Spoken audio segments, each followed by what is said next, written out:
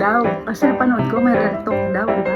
Oh, Sabihin natin ko kay mama kung ano yung ano. ano? Yung mga masasama mo, masasama ko.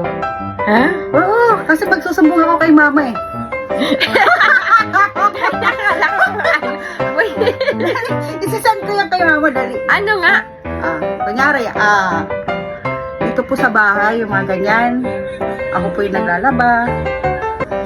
Ako po ako yung nagluluto, makawawa nga ako dito. Sobra kasi, si May po minsan, inutos-utusan niya ako. Wala po talaga siyang ginagawa. Oo.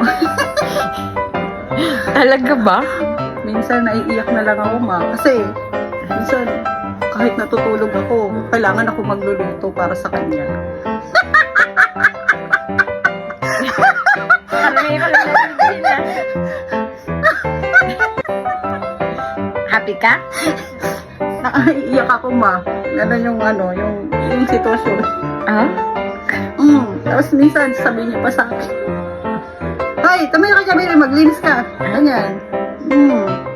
Parang never nangyari. Parang never nangyari.